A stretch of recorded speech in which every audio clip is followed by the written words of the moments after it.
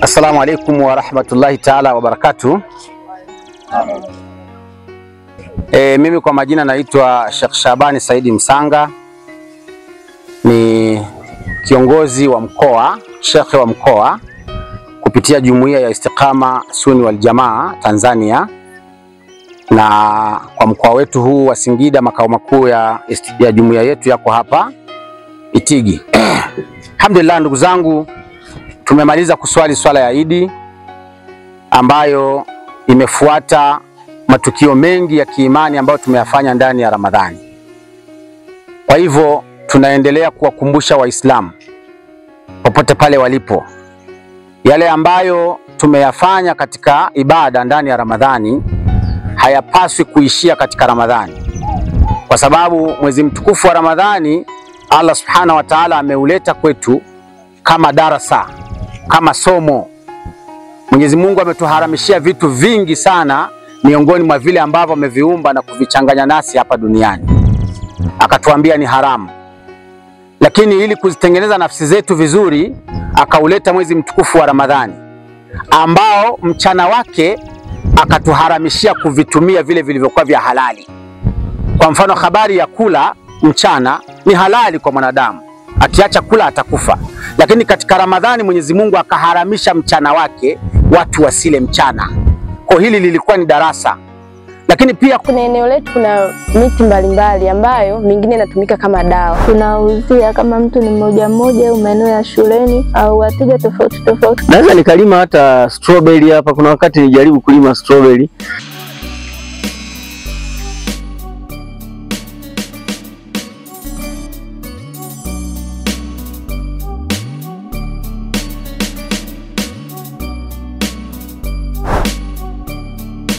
Kunywa ni halali katika Ramadhani, katika miezi yote ambayo watu tunaishi.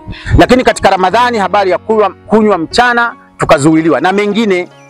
Kwa hiyo makusudio ya Mwenyezi Mungu katika hili ni kwamba kama sisi Waislamu tutaweza kuvumilia na kujizuia, tukaacha kuvitumia vilivyokuwa vya halali katika mchana wa Ramadhani, hali ya kuwa tunavyo katika majumba yetu, tunavyo katika mifuko yetu, basi tuna uwezekano mkubwa wa kujizuia kuyaendea yaliokuwa maasi nje ya Ramadhani kwa kipindi chote cha maisha yetu. Ndio lengo la Allah subhanahu wa ta'ala.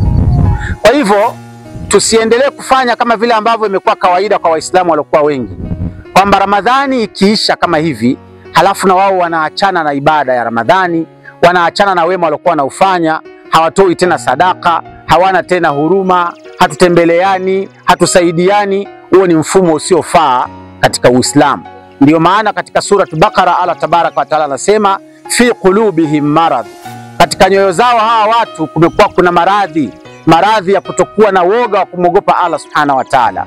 Fazadahumullahu mardha, Mwenyezi Mungu atawazidishia maradhi kwa sababu wamehiari kuwa hivyo. Umehiari kuwa mfusuka, umehiari kuwa mtu usiyesikiliza maneno ya Allah, umehiari kutokuwa na woga, basi Mwenyezi Mungu anasema atakuzidishia hizo hali zako. Fazadahumullahu mardha walahum adhabun alim bima kanu yakdhibuna, na Mwenyezi Mungu anasema amekuandalieni adhabu kali, mbaya kali, yenye kuumiza siku ya Kiyama kutokana na maneno yenu, kutokana na midomo yenu kuzungumza uongo. Kwa hiyo tunawakumbusha Waislamu popote walipo, wale wote ambao tumetubia katika mwezi wa Ramadhani, tuyaishi hayo maisha kwa faida ya maisha yetu ya hapa duniani leo na kesho akhera. Mwenyezi Mungu atujalie hivyo inshallah. Lakini pia sisi ni wazazi, tuna watoto wetu ambao leo na wao wako katika kusherehekea. Tuliwahi kuzungumza mwaka mmoja, unaweza ukakuta sikukuu kama hii ya leo. Hii sikukuu Mwenyezi Mungu sisi ametuchagulia na akaiita jina, itaitwa Eidul Fitri. Hili jina halikuchaguliwa na mtu mwingine isipokuwa ni Allah subhanahu wa ta'ala. Lakini mafusuka wanaohitaji kufanya ufasiki katika dunia na kumuudhi Allah tabaraka wa ta'ala, hususan watu wanaokwenda kuwaita watu kwenye mamiziki wakakesha kwenye madanguro, na wao wanatumia nembo ya jina hili kwenye matangazo yao. Hili jambo ni kuwachokoza Waislamu kwamba kutokana na sherehe ya siku ya Eidul Fitri tumewaandalia mziki kwenye ukumbi fulani, nje mcheze huko, mnywe na huko na pombe. Sasa unapotaja Eidul Fitri unamaanisha kwamba kama hii Eidul Fitri ndio huwa utaratibu wake unakuwa huo. Tukasema wale wote ambao wanahitaji kumuasi Allah tabaraka wa taala kwa njia hizo. Kwenye matangazo yao wasitumie neno Idil Fitri, watafute maneno mengine wayaseme katika kutangaza ufasiki wao, kwa sababu hii Idil Fitri haishangiliwi katika mfumo wa namna ile. Kwa hiyo hili neno tunarudia kulisema, tunaendelea kulisema, iko siku tutawachukulia hatua kama watu wa namna hii watakuwa hawajajirekebisha. Lakini Idil Fitri haisherehekewi katika utaratibu huo, ina utaratibu wake wa namna ya kusherehekea. Kwa hiyo hata watoto wetu hawa tuwasimamie vizuri katika kuwafanyia sherehe. Wakati mwingine tutakuja kutengeneza utaratibu siku kama ya leo, tunaziandaa sherehe hizi zinakuwa kwenye viwanja vya masajidi zetu, kwenye misikiti yetu, angalau wanakuja kushindanishana kusoma, wanakuja kurukaruka kamba hapa na kucheza michezo mingine, ili tuwalinde na uovu ambao wataenda kuutazama na kuuona, ambao watoto wetu hawa sasa wanahifadhi haya mambo kwenye vichwa vyao na ndio yanakuwa maisha yao ya baadaye. Lakini nipende kuwakumbusha Waislamu kwamba hapa Masjid Salama tunaye mwalimu yuko hapa ambaye anafundisha madrasati yetu hapa. Kwa hiyo wazazi wote wenye watoto wao tunawaombeni muwalete watoto wenu kuja kusoma hapa. Mje muwalete waje wasome ili angalau waweze kupata makuzi ya Kiislamu vile ambavyo Mtume Muhammad sallallahu alaihi wasallam ameweza kutuelekeza.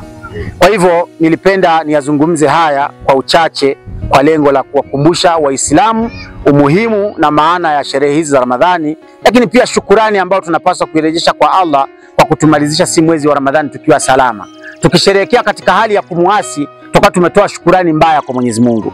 Lakini tukisherehekea katika hali ya kumwogopa Mwenyezi Mungu, kumdhukuru Mwenyezi Mungu, kumsifu kwa wema na ihsani ambazo anatufanyia, basi tutakuwa tumefanya jambo ambalo lililokuwa liko sawa sawa kabisa.